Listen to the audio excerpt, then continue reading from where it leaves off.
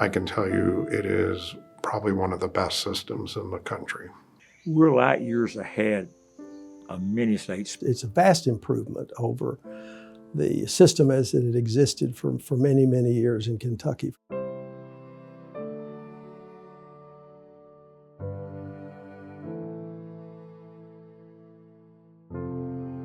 Court system was primarily kind of cobbled together by the legislature to solve immediate problems of the time and without a central focus.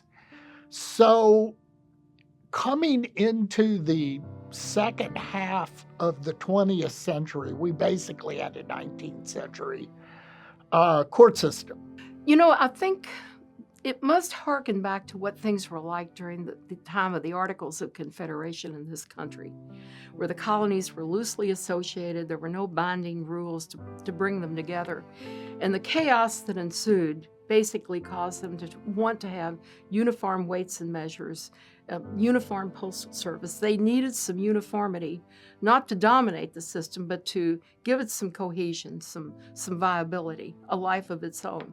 I think that was equally true about what happened in Kentucky with the push for this unified court system. We had 120 counties, essentially with 120 systems of justice. Every town had a city judge or a police court judge to handle the minor infractions and things that came up within the city. Well, I saw the court system firsthand when I was a little boy, the old system. We lived right across the street from the city judge. And he was a one-armed old man named Cordy Armstrong. Him and his old elderly wife lived over there, and of course he wasn't a lawyer. And on weekends, I noticed that state police pulled up in his driveway and they'd get a person out the passenger side. Sometimes they'd be staggering, sometimes they wouldn't. And they'd go up on Cordy Armstrong's front porch. I didn't think anything about it. I just remember watching it, and they'd sit there and talk just like we're talking right now. And somewhere along the line, whoever the state trooper brought up, he'd pull out his wallet and give this guy the money, and I don't know if he got anything exchanged, and go back and get in the trooper's car. But that was city court going on in the old system. County had a county judge that presided over the juvenile cases and misdemeanors and small offenses that took place in the county. Each magistrate that served on the fiscal court had judicial power within his or her own magisterial district. Many parts of the states had what was called squires courts or justice of the peace courts, and they dealt with like the kind of things that the district court does now, misdemeanors, small cases. Yeah, one of the things that it's hard for us to even imagine the patchwork of local courts that we used to have. And you know, those local courts were funded by fines and fees. And so in the justice court, which was presided over by the local justice of the peace, the way that justice of the peace got paid was to levy a fine. So the only way that a person, that he or she could finance the court was to make sure that enough people were found guilty. It's hard to imagine, this pay-as-you-go justice. We don't have that. We've not had that there's no practicing lawyer around really that remembers how that system worked. As we trained lawyers know, a judge's job is justice in one sense, but it's also to apply the law in the other sense. And the law is the way we fashion justice, not just by the seat of your pants. So having lawyers as judges is probably something people take for granted and assume it's always been that way. And when I was a baby lawyer, it wasn't that way. Those judges of those justice courts weren't lawyers. They were just ordinary citizens that were elected as a justice of the peace. The biggest thing, though, that for me as a practicing attorney in those courts was, and certainly being new out of law school, was realizing that the judges, as well-intentioned and honorable as they might try to be, didn't understand a lot of legal theories that you would try to argue, particularly since we were dealing with misdemeanors. A lot of times the subtleties of search and seizure and arrest, the constitutional provisions involving arrest were not within their frame of mind, certainly. So I'd had one case in which the county attorney was asked, the judge would ask the county attorney for advice on how to rule in a criminal case in which the county attorney is the prosecutor.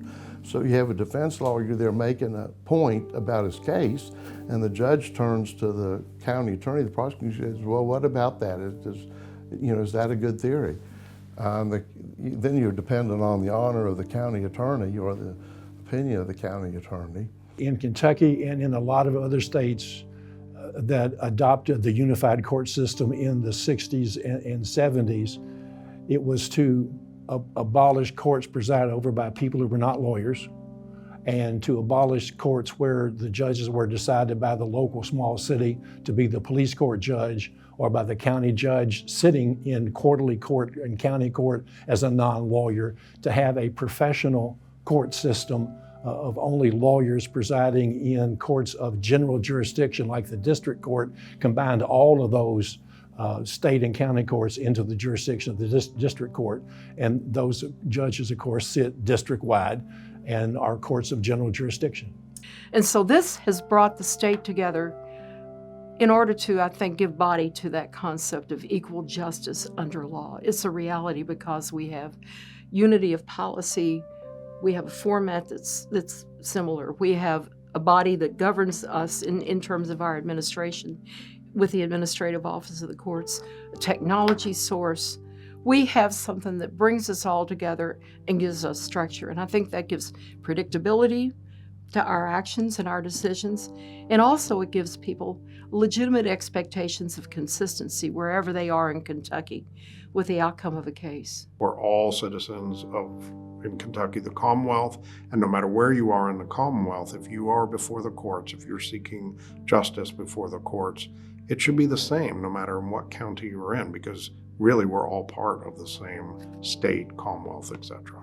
The other problem was there was only one appeals court. That was the Court of Appeals. And it had a huge backlog of cases because it took every appeal in the state went to 9 justices. I think it was 9 justices. And there were stopgaps over the years to help them out. They had hired what were called commissioners, and they would write the opinions and the judges would sign off on them. Most of the cases were dealt with very summarily, but the backlogs were huge too. When I finished law school, you could appeal. Everybody had a right to appeal to the Court of Appeals, which meant there was a tremendous backlog. And when the Court of Appeals became the Supreme Court and we had a new Court of Appeals with 14 judges, so you had 14 people helping you work, it was wonderful. It was almost miraculous. Yeah, I wish everybody, especially every lawyer, could go back in those days and experience that situation, which, you have to realize it seemed perfectly normal at the time because that's just the way it had been. It definitely was controversial at the time, and the main controversy was a lot of people stood to lose the power that they used to have. County judges that I dealt with during that transformation were good people. They got beat. They might have been bitter, but they saluted and provided the space and worked with helping us. In Dan Venner's jurisdiction, where y'all been earlier, I can't recall the district judge, he had to put up a tent to have district court. In this area, most people thought it would not pass. There were a lot of people for it. More were against it. So there were a lot of resistance in some areas because the judicial article, while it passed in the urban areas pretty handily, but it was not, uniformly supported. The rural counties really were opposed to it. And so there was some resistance that had to be worked through. They knew the people who were being judges, and they were basically good people. They liked them, and so they didn't want to, oppose those people. And you had a lot of county local officials who were against it because, one, they just don't like change, but secondly, it was kind of insulting to them to say, you don't know enough to be the judge, the job that you've been doing. We need different people to do that. It took power and prestige from them, and so they were resentful and opposed it, but it passed. And even after it passed, there was resentment. There was some residual resentment that continued for a while. It was on shaky grounds for several months. After the judicial amendment, the Supreme Court was now head of the court system. And so the court system had, an organization behind it. They set up the administrative office of the courts. They oversaw that. The Chief Justice is the CEO of the corporate judicial system. And while our judges are independent, they're independent from a judicial standpoint. From an administrative standpoint, they're not. That's just a top of the iceberg example of how the court has been professionalized. And having AOC administer all the courts in the state rather than diversified courts is one of the main, I think, advancements of the judicial article. So now the judicial branch was a branch, a fully operating branch with control over its employees and with a general guidance over the system. People can look at the courts and say, they operate the same way from far western Kentucky to far eastern Kentucky.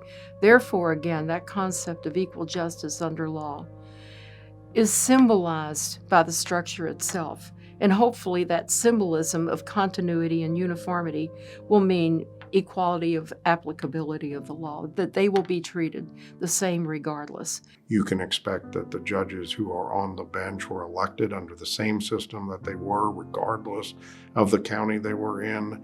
And I think that's one thing people crave. I think even when the penalties are severe and they resist whatever penalties are imposed, if they think that it's consistent and it's fair, it's just, it's across the board, they can handle it a whole lot better. I think it just enhances their expectation of fair play.